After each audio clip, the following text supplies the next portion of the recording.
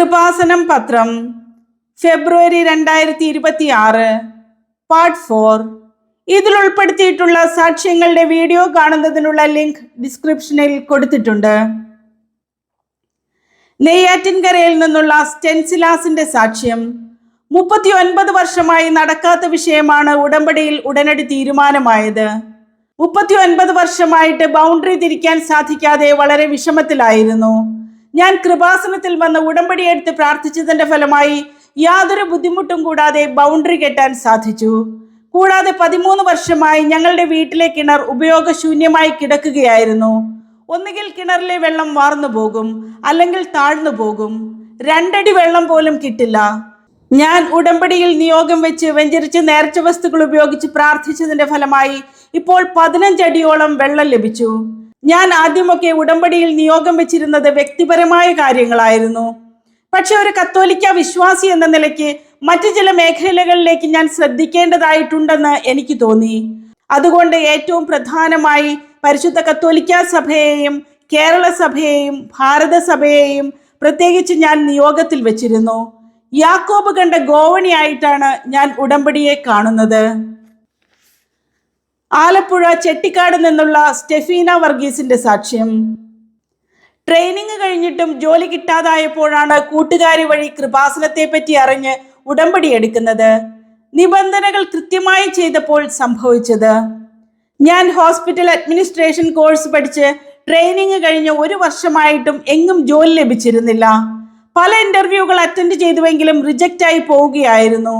ഞാൻ വളരെ വിഷമിച്ചിരുന്ന സമയത്ത് കൃപാസനം മാതാവിനെ പറ്റി അറിയുകയും ഞാൻ കൂട്ടുകാരിയുമായി കൃപാസനത്തിൽ വന്ന് ഉടമ്പടി എടുക്കുകയും ചെയ്തുവെങ്കിലും ഉടമ്പടി കൃത്യമായി പാലിച്ചിരുന്നില്ല.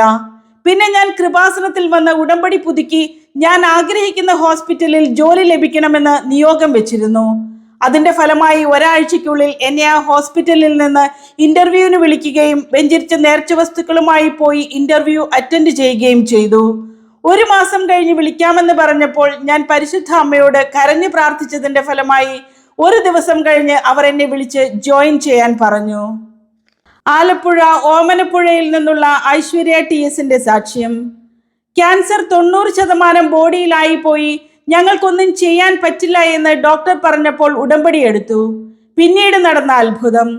എൻ്റെ പപ്പയ്ക്ക് ഒരു പനി വന്ന് അടുത്തുള്ള ഡോക്ടറെ കണ്ട് ടെസ്റ്റ് ചെയ്തപ്പോൾ വേഗം തന്നെ മെഡിക്കൽ കോളേജിൽ പോകാൻ പറഞ്ഞു. അവിടെ ചെന്ന് ടെസ്റ്റുകളെല്ലാം ചെയ്തപ്പോൾ ക്യാൻസറിന്റെ വേരിയേഷൻ ആണെന്ന് പറഞ്ഞ് കോട്ടയം മെഡിക്കൽ കോളേജിലേക്ക് വിട്ടു. അവിടെ ടെസ്റ്റ് ചെയ്തപ്പോൾ 90% ക്യാൻസർ ബോഡിയിലായി പോയി. ഞങ്ങൾക്കൊന്നും ചെയ്യാൻ സാധിക്കില്ല, വേഗം RCCയിൽ പോകണമെന്ന് പറഞ്ഞു. ഞങ്ങൾ കൃപാസനത്തിൽ വന്ന് ഉടമ്പടി എടുത്ത് ബഹുമാനപ്പെട്ട ജോസഫ് അച്ഛനെ കണ്ടു. അച്ഛൻ പ്രാർത്ഥിച്ചിട്ട് ഒരു കുഴപ്പവും സംഭവിക്കില്ല, ധൈര്യമായിട്ട് പൊയ്ക്കൊള്ളാൻ പറഞ്ഞു. വെഞ്ചരിച്ച നേർച്ച വസ്തുക്കൾ ഉപയോഗിച്ച് പ്രാർത്ഥിച്ചു. ഞങ്ങൾ RCCയിൽ ചെന്നപ്പോൾ അഡ്മിറ്റാക്കി ടെസ്റ്റുകൾ നടത്തി. റിസൾട്ട് വന്നപ്പോൾ പപ്പയുടെ ശരീരത്തിൽ 90% ബോഡിയിലായി പോയിട്ടില്ല, ചെറിയൊരു വേരിയേഷൻ മാത്രമേ ഉള്ളൂ, അത് ചികിത്സിച്ചാൽ മാറാവുന്ന കാര്യമേ ഉള്ളൂ എന്ന് പറഞ്ഞു. പരിശുദ്ധ അമ്മയ്ക്ക് നന്ദി. പാലക്കാട് നിന്നുള്ള സജിയുടെ സാക്ഷ്യം. ഏറെ വർഷങ്ങളായി നിയമകുരുക്കിൽപ്പെട്ട 2 സ്ഥലങ്ങളുടെ വിൽപ്പന ഉടമ്പടി ഒപ്പിട്ട് പ്രാർത്ഥിച്ചപ്പോൾ സമയ ചുരുക്കത്തിൽ നടന്നു. എനിക്ക് പാലക്കാടുള്ള 2 സ്ഥലങ്ങൾ 5 വർഷമായി വിൽക്കാൻ ശ്രമിച്ചിട്ട് സ്ഥലത്തിന് KLU ഇല്ലാത്തതിനാൽ സ്ഥലം വിൽപ്പന തടസ്സപ്പെട്ട് നിൽക്കുകയായിരുന്നു. KLU ഓർഡറിന് വേണ്ടി അപേക്ഷിച്ചെങ്കിലും ഫയലുകളുടെ നീക്കം തടസ്സപ്പെട്ട് നിൽക്കുകയായിരുന്നു.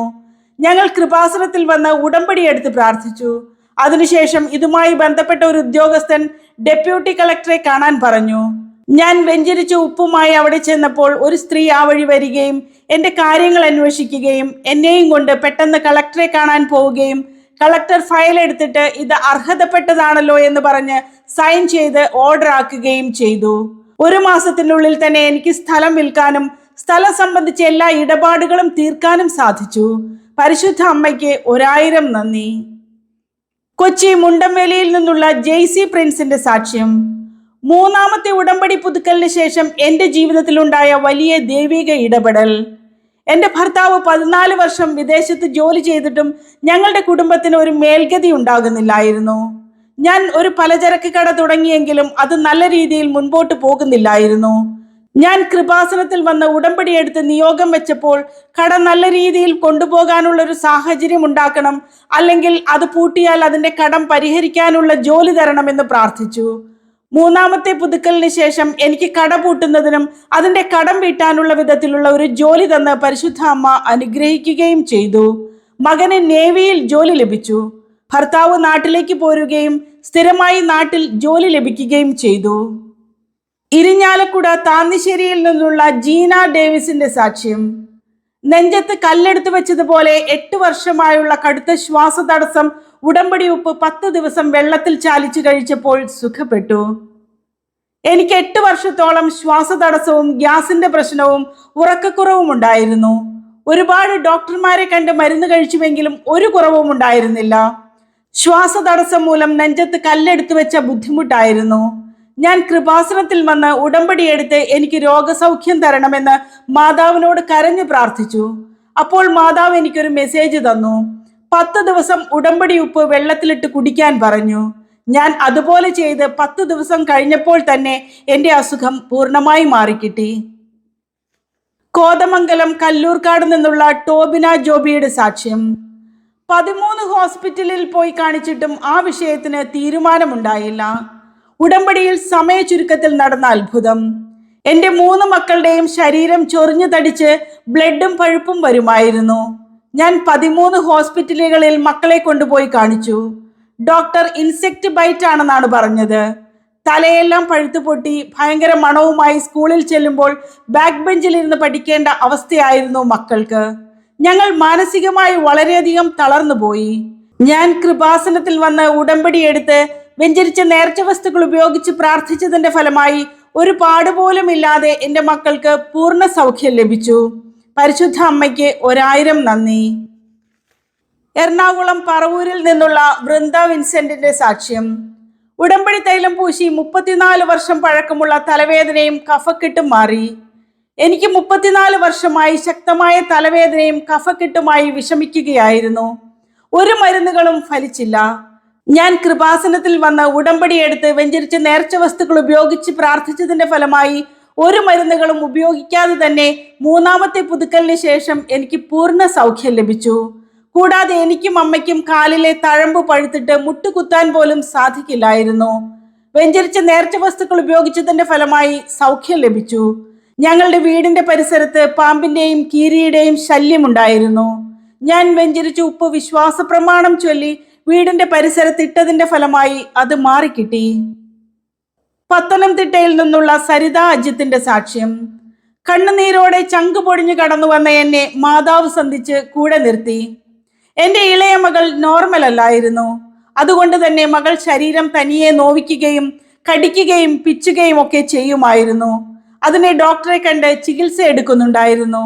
ഞങ്ങൾ വാടക വീട്ടിൽ നിന്ന് പുതിയതായി വെച്ച വീട്ടിലേക്ക് മാറിയപ്പോൾ ആ സ്ഥലത്തെ അംഗൻവാടിയിലാണ് എൻ്റെ മകളെ ചേർത്തത്. മകൾക്ക് ഇങ്ങനെ ഒരു പ്രശ്നമുള്ളതായിട്ട് അറിയാത്തത് കൊണ്ട് അമ്മ കുട്ടിയെ ഉപദ്രവിക്കുന്നത് കൊണ്ടാണെന്ന് കരുതി അവർ ചൈൽഡ് വെൽഫെയറിൽ വിവരം അറിയിക്കുകയും കുഞ്ഞിനെ അവർ കൊണ്ടുപോവുകയും ചെയ്തു. ഞാൻ കൃപാസനത്തിൽ വന്ന് ഉടമ്പടിയെടുത്ത് പ്രാർത്ഥിച്ചതിന്റെ ഫലമായി എൻ്റെ കുഞ്ഞിനെ 48ാം ദിവസം വിട്ടുകിട്ടി. കൂടാതെ എൻ്റെ മൂത്ത മകൾക്കുണ്ടായിരുന്ന TBയുടെ അസുഖവും ബഹുമാനപ്പെട്ട ജോസഫച്ചന്റെ പ്രാർത്ഥന വഴി സുഖപ്പെട്ടു.